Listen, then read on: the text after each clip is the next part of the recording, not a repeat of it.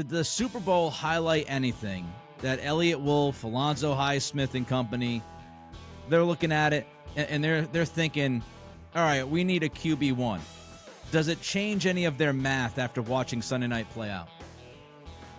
I don't know if it changes it, but I've come to believe, and I keep going back and forth. I mean, I think the ideal is building up the team and not putting too much into one position. However, I've now become a believer, and I think it's part of the reason why you've seen the quote-unquote Patriots offense basically go extinct at the NFL level, is that I think it's really hard to get good enough offensive line play to have a quarterback that is basically a pocket quarterback and is just making plays from there, like diagnosing the defense, ball out, get to the back of my drop, top of my drop, boom, ball's out. Like the offensive line play in the league is just too bad. There's not enough development time. The defensive linemen and the pressure concepts are too good. To me, like, you can't just base your offense on this is what we're going to do on a 5-step drop every time. I just don't think you can do it. So to me, I think going forward, and I think we've seen this with a lot of quarterbacks that are successful now in the NFL, you have to be able to make secondary plays, secondary reaction plays. That means, all right, I get to the top of my drop, but something's not there, or a guy's coming in free and I make a miss and I go outside the pocket and I either run or I drop it off to somebody. Like, you have to be able to make those plays with regularity, or you're just going to get stuck in the mud. And you're too dependent, like you said, you're too dependent on the offensive line being really good, having a running game, having wide receivers that are good, and it's just too hard to thread the needle in the NFL.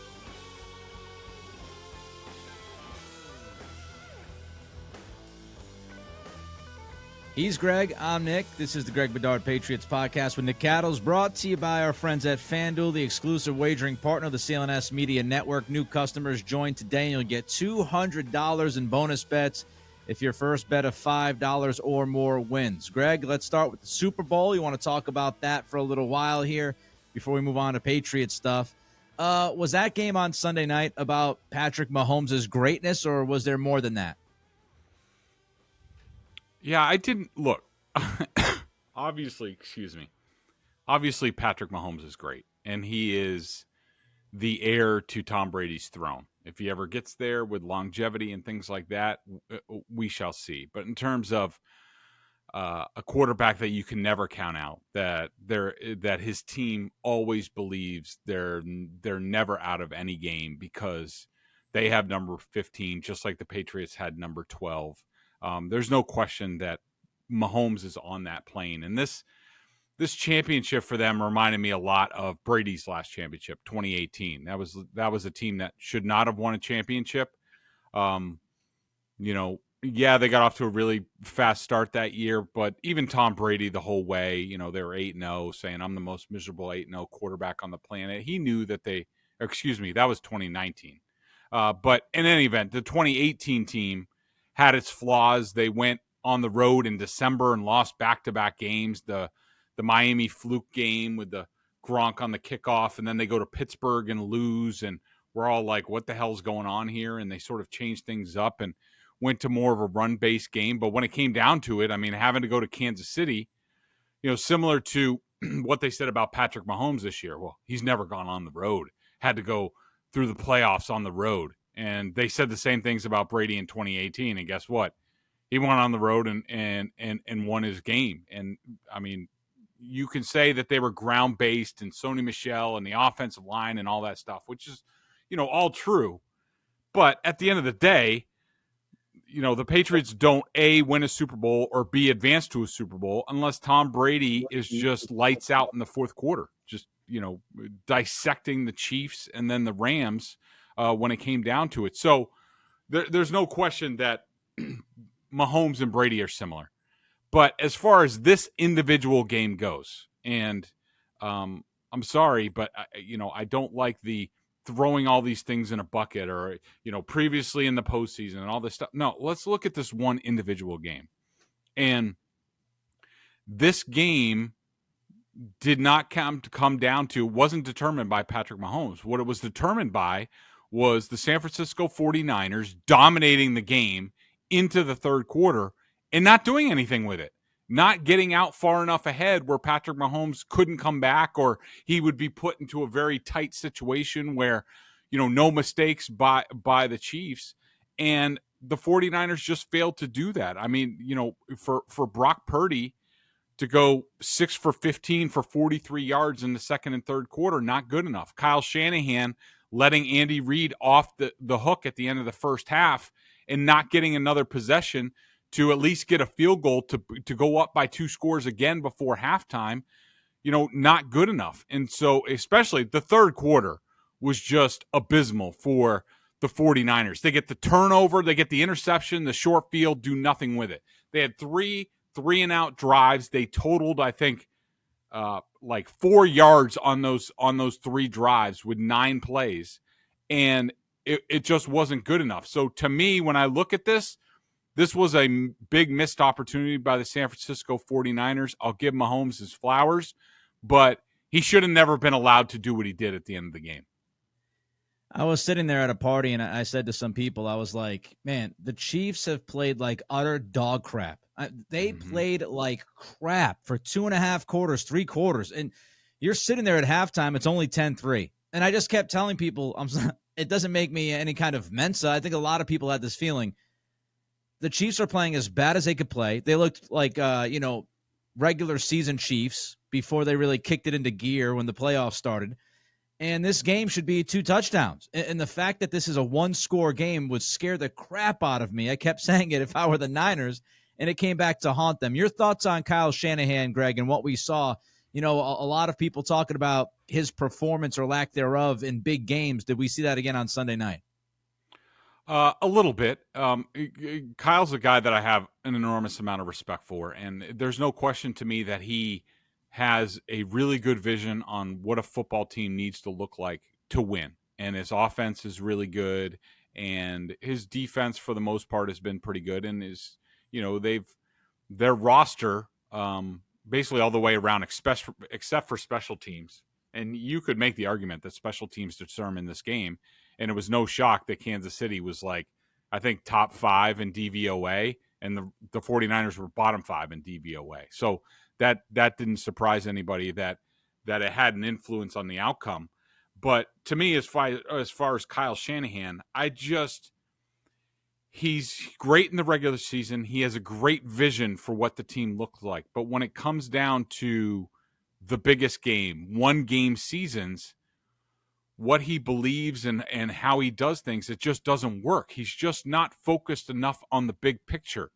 Again, I'll go back to that situation before halftime, and to me, it loomed large. And you have to know, you should know this already. I mean, go in a Super Bowl, let alone against Pat Mahomes, we have to take advantage of every opportunity presented to us. And I'm just going through the sheet. So the Chiefs are driving. They're down 10-0. They get the ball to start the second half. The Chiefs drive down, and they get a first down at the San Francisco 14 with 1:09 left. Now, there's some controversy. I don't know whether the Chiefs called this timeout or not, but at the end of the day, a timeout was called officially at 1:09. They called their first timeout, even though there was no reason for them to call a timeout. They were on the 14-yard line. They had all 3 timeouts left. What they wanted to do was, run a little bit more clock, probably about 45, 30 seconds, and then use your timeout, see what happens. Either you get a touchdown or an extra or a field goal. But the point is like you're only down 1 score and you get the ball back to start the second half. As soon as Andy Reid took that timeout, or the Chiefs took that timeout with 1:09 left, Shanahan should have been alert enough, if he wasn't in his play sheet, and said, oh, crap, they just gave me an opening right here. So as soon as, first down, Patrick Mahomes goes short right to Rashee Rice for 3 yards, they should have called timeout right there. And they didn't. That allowed the Chiefs go down to 37 seconds. They ran it again. They ran it on second down. KC calls a timeout. And then San Francisco finally uses their first timeout with 23 seconds left after Mahomes is sacked. They could have gotten the ball back with about 50 seconds left, 1 or 2 timeouts, and you have a chance to put it right back in their face and go up 2 scores again before halftime. And that's just an example of Shanahan just missing the big picture in the game. And I think, to me, I think that Shanahan and the 49ers are constructed like a regular season team. They are not built for one-game scenarios. I did not think that Kyle Shanahan was ready for Steve Spagnuolo and the pressure. They didn't have answers to that. To me, that's unfathomable. To me, they needed another answer at running back in this game. Christian McCaffrey is great, but he's not a workhorse. And he's so versatile, you can use him in different ways, like just as a slot receiver if you wanted to exploit matchups. And he doesn't do any of that stuff. So to me, Kyle Shanahan, the overtime, I didn't have a huge problem with his decision, but just there's those micro things in a game that don't matter in the regular season, but they matter huge in one-game seasons in the postseason. He has always had trouble with game management. This goes back to his first year in San Francisco. He has not gotten any better at managing a game. The clock management, sometimes third and fourth down decisions and play calling in certain situations and scenarios he suffers. And they don't spend enough money, I guess, on bringing somebody in who could be a game strategist to help him with that stuff. It's a major weakness of his coaching, and it's gone like completely not addressed over the last well, he's been there since 2017. You've seen this movie before if you're a Niners fan, and at some point the team has to figure out we got to help the coach, and we got to bring somebody in who can be in his headset or be paying attention to the bigger picture game management, because he has struggled. As far as overtime, I do think he messed up there. And I know I've seen all the analytics people tweeting out. I appreciate your analytics. Get out of my face with them in this case, because, look, I want to know what I need to win the game. I'm that way. Like, it's crazy to me that, and I enjoy analytics to a point. Analytics people argue all the time about, the 2-8 score, whatever the hell thing, and you got to go, if you're down 2 scores, go for the 2-point conversion the first time around, because that gives you an idea of what you need to tie or win the game. Why is it not the same idea when you talk about the overtime, knowing what you need to tie or win the game? If you kick off, if you defer, you give it to Kansas City, they score a touchdown, okay, now you have to score a touchdown. That's, if you look at the Chiefs and how they handled it, they went for it on 4th down in overtime because they knew we got to go for this. This is what's going to happen. If they were down by 7, they would have done the same damn thing. They would have been aggressive. And the Kyle Shanahan thing, his response of, well, I wanted the third possession, makes absolutely zero sense. Right. Because what he's not accounting for is, what if Andy Reid went for 2, Kyle? What if you scored a touchdown? You're up by 7. Mahomes scores a touchdown. Does Andy Reid go for 2 to try to end the game there? I would probably put my money on it. I think Andy Reid would have said, okay, we have a chance to win the game and go home instead of kick it off to San Francisco, and if they score, we lose. No, I'm going to go for 2 here on my terms. So it didn't make any sense. The final thing I would say is some of the guys not knowing the details, and now there's been a lot of, pushback from the Niners, and people are kind of, moonwalking Michael Jackson style on what they said after the game, and I think that's just they're all trying to save face. That makes me wonder, again, the details, game management, the idea of what you just said, not understanding Spags and the 0 blitzes and not being prepared for that. Does Shanahan, does he turn over every rock before the Super Bowl? Does he turn over every rock that he needs to turn over with his team and with his staff before they go into it? Because after Sunday, it didn't look like they did that. Yeah, it's a great point by you, Nick. A couple of thoughts on the OT decision. I completely agree with you. And in the big picture, as far as, like, I want to know what I need to get. And I want to know, all right, if we give up a touchdown or, what have you, if we're trailing, now I know I have 4 downs to play with. And that's huge. And if I'm Kyle Shanahan, I don't want to put Patrick Mahomes in a 4-down situation. But the only X factor for me, and I wish he didn't address this, so it's hard to say this was on his mind definitively or not. I wish he just would have been completely honest in the post game about his decision. I just want to know, was the state of his defense, having just been on the field against Patrick Mahomes, was that really the determining factor? Because look, I could see that. I could see the logic in that. Like, look, we've been chasing him for a quarter. He's getting hotter. Our guys are wearing down. We're not very deep on the defensive line, which I think is a little bit of a flaw on this team, especially when you get into a Super Bowl situation, something that Belichick was always cognizant of, having enough defensive linemen in Super Bowls, because those games get long, they get hot. They're just, the amount of adrenaline you pump out, like it's a factor, which again goes to you saying probably Kyle Shanahan's never really thought about that, but Bill Belichick definitely did.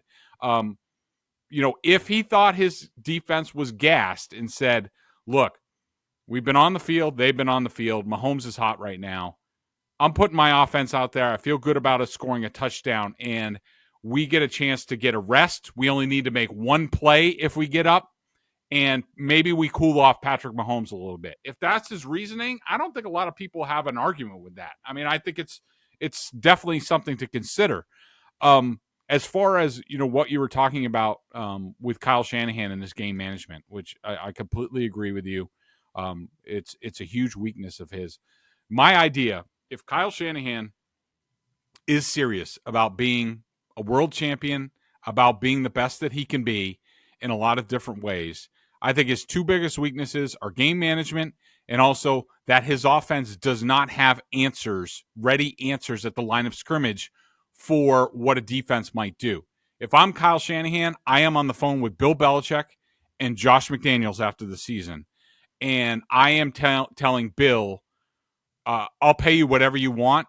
Can you come in and be my game management coach for this year? And also Josh McDaniels, can you tell me how you guys did this with your protection, sort of meld the Shanahan and McDaniels offense in terms of how can we be better at the line of scrimmage? Because that's a key for the McDaniels Patriots offense. And, McDaniels doesn't have to be there for the whole year. He can come in an offseason and just talk it through with him. This is what I would do if I were you. But I would, Bill's a good friend of Mike Shanahan. Maybe Mike talks to Bill. Bill and Josh both had the benefit of going behind the scenes with another team that they could be competing against a year from now, and gain the intel from everything that Shanahan does, which there's a lot of good things, and to apply it the next time they get a chance. I don't know. Maybe it's far-fetched, but if I'm Kyle Shanahan, I'm calling Belichick and McDaniels. Imagine if that happens and then Bill ends up in Dallas or Philly next year. Good call. You get him twice that season and you're going for the division. One last thing I wanted to ask you about. You kind of touched on this a little bit with Brock Purdy's second and third quarter. A lot of conversation about Purdy coming out of this game. What was your takeaway about Purdy watching him on Sunday night? I thought he was average. I did think he made some plays, especially towards the end of the game. The touchdown throw to Jennings was a good timing throw. Back foot, there was pressure, tight window. He made some tight window throws. There was the play to I think it was McCaffrey, when he avoided pressure and sort of shoveled the ball out to him. Okay, nice play. But, it was 2 yards behind the line of scrimmage, and McCaffrey made the whole play. I'm not going to take this play away from him. I think it was second or third down. The Juszczyk, where Juszczyk had the Jesse James play where he dives and the ball pops out. Not a touchdown for the Steelers against the Patriots, but it's a first down with no review in the Super Bowl. I would have liked to have seen a review there. But that was a nice play by Purdy. Like, he started to run, then he came back, and then he got rid of it. Like, I'm not going to take anything away from him. He certainly made some plays in this game. But to me, I'm sorry, Michael Fegler. This was not just about Patrick Mahomes being on the other side and what are you going to do because it's Patrick Mahomes and, God forbid, okay, Brock Purdy's not as good as Patrick Mahomes. No, that's not what it is about, Michael. This was about, he was a C quarterback in this game. He was a game manager for the most part. He made a couple of plays, but in a game like this, if you're going to win a championship, your quarterback has to make special plays. Not all the time, and not on the level of Mahomes or Brady or anything like that. But, Nick Foles against the Patriots, Joe Flacco against the 49ers, any other not goated quarterback, like, just look at those games. Those guys had to make special plays. And to me, Purdy missed a lot of plays in this game. Not a crap ton, but enough where, he just, and you could tell during the game on the telecast, like, Shanahan was pissed at Purdy for a good part of this game because he was leaving plays on the field. He wasn't throwing the ball in rhythm until the very end of the game, fourth quarter and in the overtime. And, to me, I'm not saying that Purdy can't be a guy that wins the championship. Just this year 2 for him, he's not good enough. Kyle Shanahan is being held back again, whether it was Matt Ryan or Jimmy Garoppolo, and now it's Brock Purdy, where the quarterback position is not, he's not getting good enough play. And I don't care how good your scheme is. You need your quarterback to win a championship. Your quarterback has to make special plays. And again, I'm not saying Brock Purdy can't do it, because you got to remember, he's only in his second year, and he didn't have an offseason this year because of the elbow surgery. So I am going to allow that he might have the opportunity to be a lot better next year when he gets a full offseason. But if I'm Kyle Shanahan and I'm Lynch, I am taking a serious look, having serious discussions about, all right, well, what else are we going to do at quarterback? Are we going to bring back Sam Darnold? Do we trade for Mac Jones? Is that good enough? Do we look at taking maybe one of the second-tier quarterbacks in this, be it Penix or, Bo Nix or J.J. McCarthy? Do we look at that? I think they have to give themselves options. I don't think they can go full in on Brock Purdy, because I just think I guess I am saying I don't think he's going to be able to do it. He's just too limited as an athlete.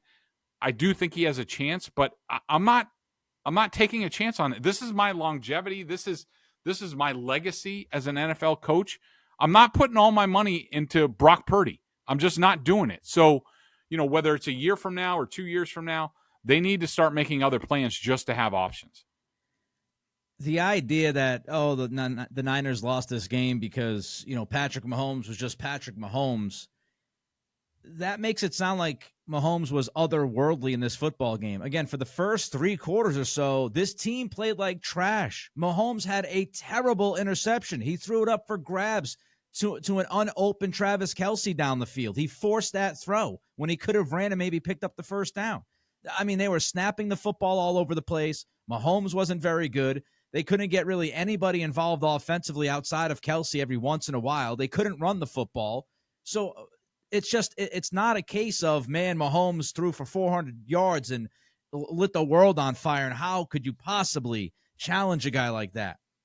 I also hate this idea of, well, they didn't lose the game because of Purdy. I don't think anybody is saying that they lost the game because of Purdy. They did not win the game because of Purdy. You could say, well, they didn't win because of him either. It comes down to this, Greg. And I posted this, I think it was on Monday or it was Sunday night, later on in the night. Brock Purdy, when you're talking about going against one of the best quarterbacks, any of the top 5 or 6 that have great or elite traits, Purdy can't match that. So because your quarterback cannot match those elite traits, the margin of error is so damn slim for a team like San Francisco.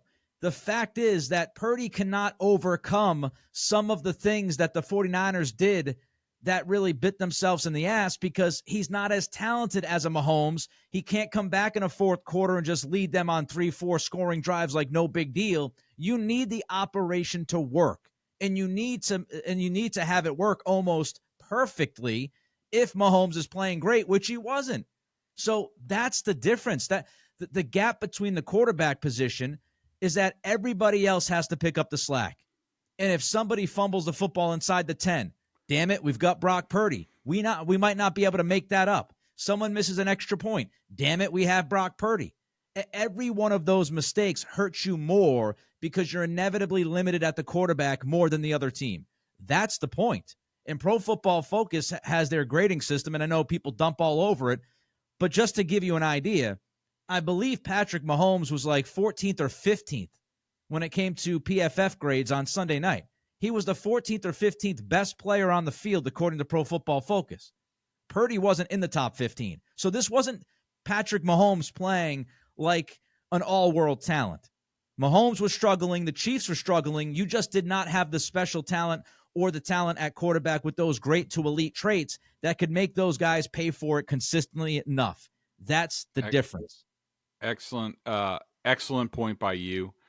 This is why we pay you the big bucks, Nick, on this podcast. But like, just for example, like, because Felger was giving it to me today, of course.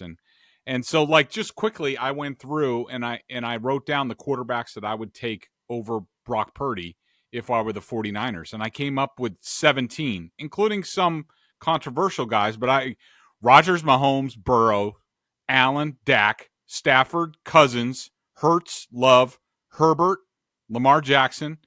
I would take Tua. I think he'd be better in that scheme. And again, this is in the scheme. Like, I'm putting these guys in the scheme with Shanahan, not just on their team. So it's a little bit different. I would take Geno. I think that Geno, with his size, his running ability, his arm strength, I think he'd be really good in that scheme. Stroud, of course, I would take. Trevor Lawrence.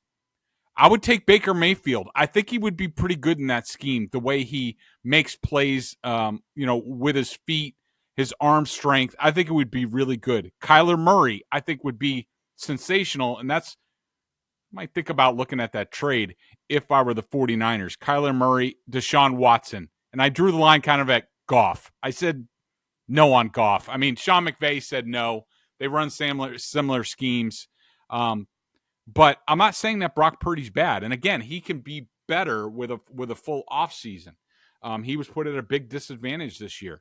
But he just, and this is going to relate to our discussion about the Patriots, he just doesn't make enough special plays and second reaction plays that you need to win games on the biggest stage. New customers join today and you get $200 in bonus bets if your first bet of $5 or more wins. Just visit FanDuel.com/Boston to sign up. That's FanDuel.com/Boston. Make every moment more with FanDuel, an official sportsbook partner of the NFL.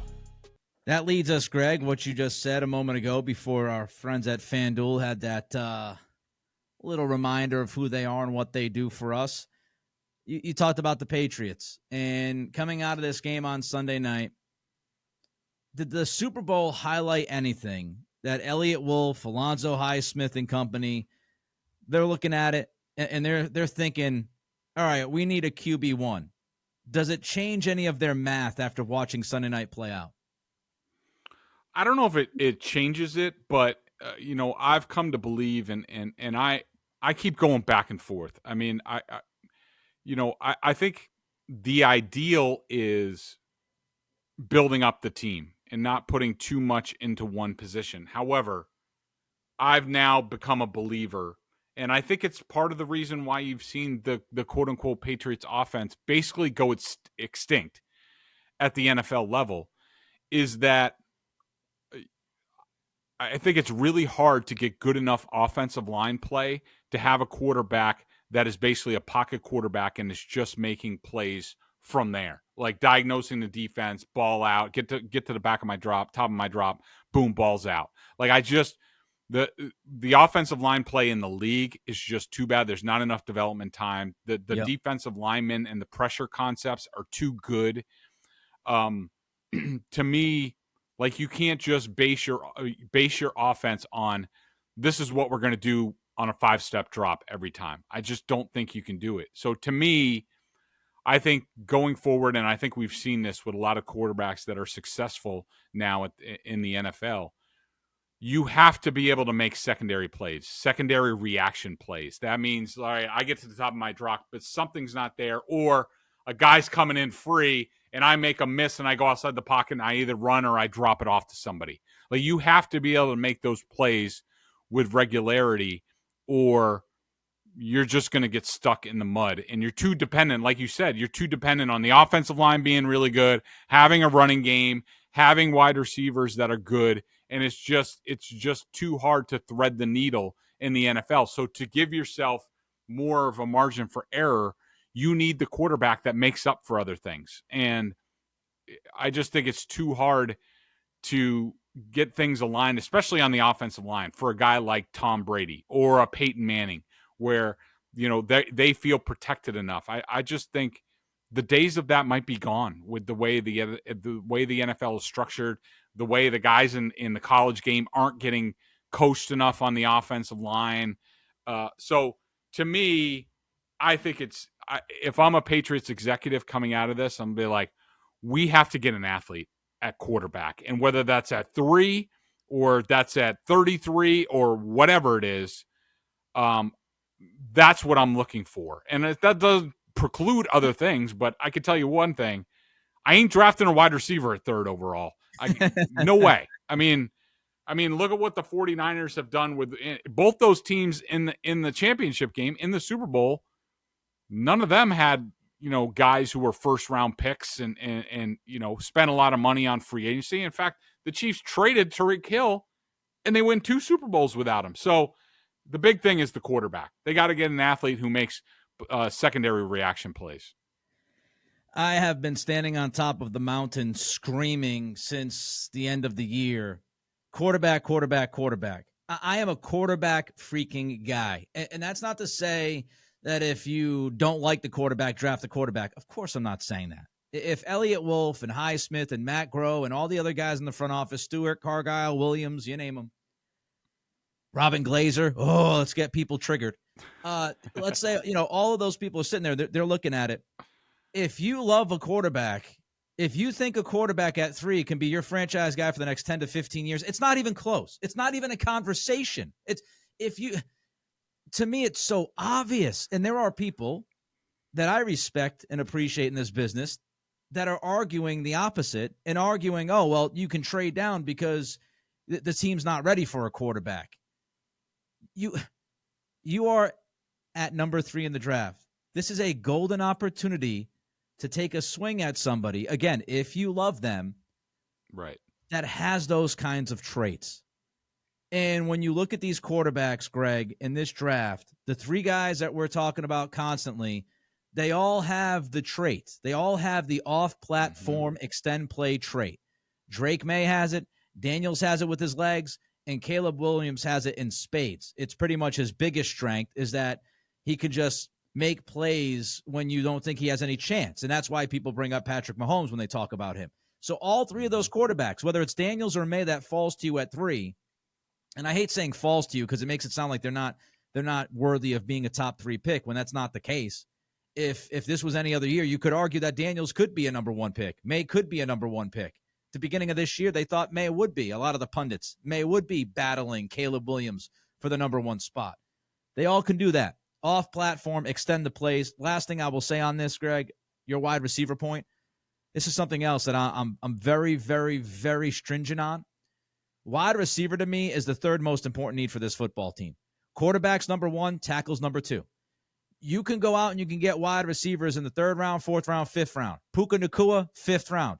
I did this on my podcast, the Nick Cattle Show, a few weeks ago. I went through, I think it was since 2017 up until 2023, and I just added Nacua because he was, you know, no doubt a guy.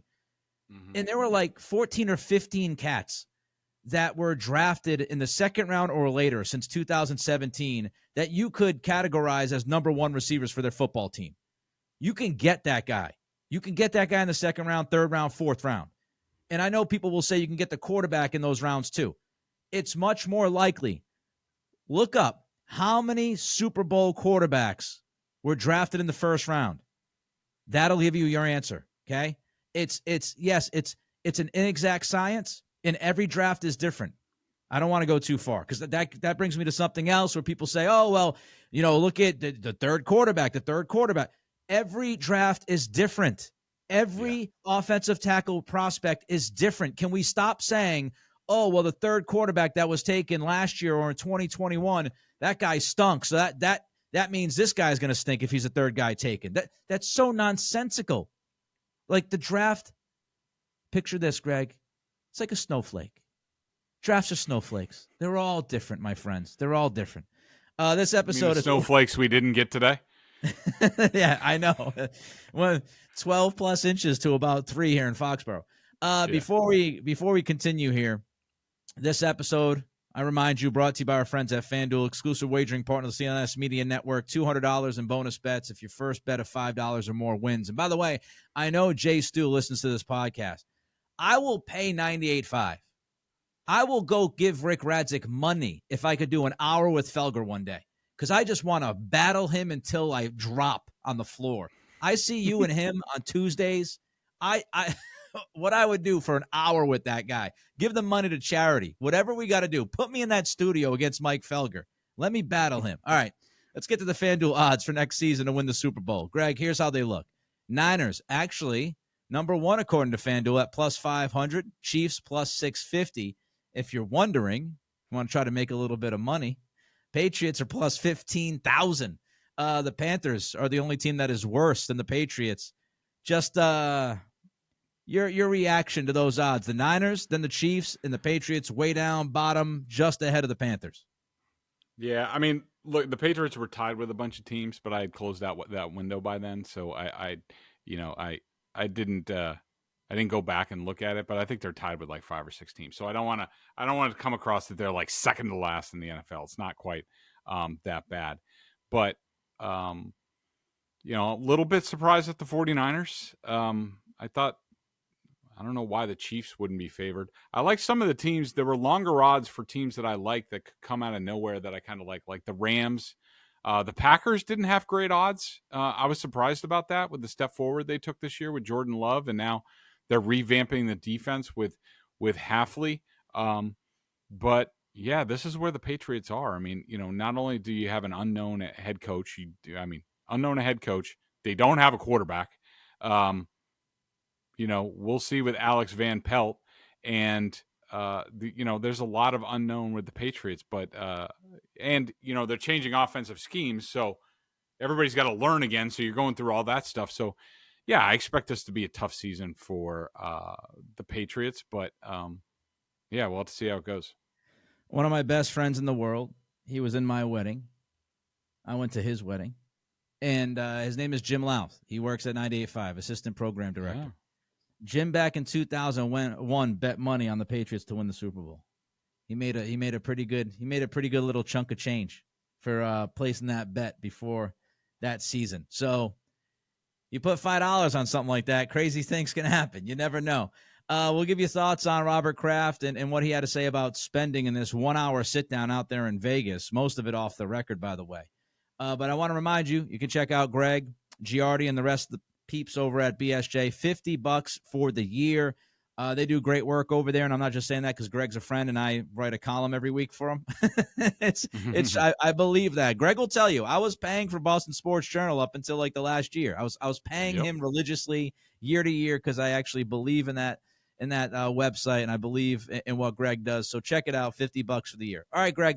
So Robert Kraft, mostly quiet outside of the goodbye press conference to Bill and the intro press conference to Mayo. But he sat out there in Vegas with, I think it was, 3 outlets? It was The Athletic, it was NBC Sports Boston, and it was The Globe, I believe. And he sat down for an hour. Most of the conversation was off the record. However, Robert did allow 2 answers to go on the record, and it had to do about spending. And so just your thoughts, Greg. I mean, the gist of it was, it's not on me. It's on Bill. Never limited the coaching staff, et cetera, et cetera. We can spend. I never get in the way of spending. That's how I am as an owner. Just kind of your thoughts on, first, Robert having the sit down in the first place out there in Vegas. Yeah, he's done this before, and I'll just be honest. It pisses me off. I mean, like we all don't live here within like a half an hour of Gillette Stadium. We can get together for an off-the-record chat like any freaking time, but he's got to do it out at the Super Bowl? What? Because he misses feeling important at the Super Bowl because his team's not there anymore? Like, what the hell? At least like drop call me on the phone, put me on speakerphone so I can at least hear this. Like, what the hell? So that being out of the way, it was a big nothing burger. He said the exact same thing to me at the league meetings, which, mind you, I invited other reporters to come in and hear the answer to, because I thought it was important that all the Patriots fans hear his answer on the spending topic, because Bill had brought it up. Robert had not talked about it yet, and I gave him the opportunity, and I wanted everybody to hear it. So it was the same thing that he said last year. I believe Kraft. You can look at the spending and this and that. Look, it's on Bill. The spending has been on Bill. Do I think the Krafts hated it? No. I mean, before Belichick got there, they used to spend like wild men. And, they're going to have to spend this year just to get to the salary floor, which they're below. But I keep forgetting when I go on Felger and Mavs to read the excerpt from Mike's favorite author, Mike Lombardi. His first book, Gridiron Genius, page 221, okay? A little bit of background. I'm not sure what year this is. He doesn't say, but I think it's 94 and 95 in Cleveland. Mind you, Bill Belichick hasn't accomplished crap as an NFL head coach. And this is what Lombardi writes. I still remember sitting with Belichick in Cleveland going over salaries for the upcoming season.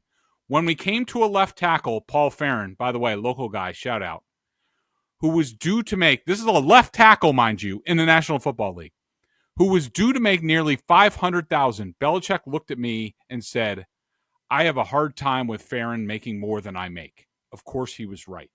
This is Bill Belichick in 1994, what have you, before he's done anything in the league, and he has an issue with a player, a left tackle, kind of an important position in the NFL, making more money than he does. So if you want to sit there and say it's all the Krafts and they give him a budget and Bill would have spent, and then, like, you're full of crap. Bill has a complete history, not only what he does with his locker room, like, we're paying Wes Welker this, so this guy can't make more than him and keep his locker room in line, which I agree with that sentiment. But the reason the Patriots have been so cheap, the reason why they didn't pay DeAndre Hopkins, the reason why they didn't give Jacoby Myers $1 million extra bucks to keep him. You think that was the Krafts? Hell no. It's Belichick. It's always been Belichick. Yes, the Krafts have benefited. Yes, I'm sure they're happy about it. And they would have, some cause for concern if spending got out of control. But at the end of the day, Bill was in charge of all this stuff. And he decided not to spend money. They're going to spend money now. And that's the end of the story for me. There's no way on God's green earth that Robert Kraft is walking into Bill Belichick's office and saying, we're not going to give Jacoby Myers an extra $1 million, Bill. Time to pivot and go to Juju Smith-Schuster. That's not happening, folks. It's not happening. I would also say the coaching staff-wise, Belichick's on the record. He's on the record saying that his philosophy is not to have too large of a staff. He doesn't like too many cooks in the kitchen. He thinks it's too much work to disseminate one message. He likes everybody being on the same page. So he doesn't like having a bunch of people on the staff. That's why he kept it to that close-knit circle that he kept it for so long. That's his philosophy. It's his belief. It's not Robert Kraft. And I would also say, I don't think it's a coincidence. How much was the most that Brady got paid annually, Greg? What was his average annual value at its highest? Was it probably 20? 18? Yeah, it was 20 somewhere. Bill Belichick did make $25 million a year here in New England. Think about what Greg just told you about Belichick and how he views players and what he had to say about a certain player making more money than he's making. I think you could add those two things up, and you could say that, hey, maybe Bill, yes, he had an issue with paying Brady because Brady was 42 at the time, which I have no issue with, honestly. I think the biggest mistake Bill made was he did not have a plan knowing that Brady was going to go. He traded Jimmy Garoppolo, and then he sat on his ass and thought Jared Stidham was going to be the freaking answer or whatever he was thinking. But I don't think it's a coincidence that Belichick made $25 million a year and Brady couldn't get that $25 million a year for 2 years that he wanted, the Drew Brees contract. I don't think that was a coincidence, a happy accident. I don't think that's how it's going. All right, I'm done. Greg's done. We're both done. Greg's had a long day. He wants to go take a nappy nap. So he's going to go do that. We'll come back later in the week. We're going to talk about something because there's just a ton of stuff happening now with the Patriots all the way through the draft. So until next time, he's Greg. I'm Nick. See you.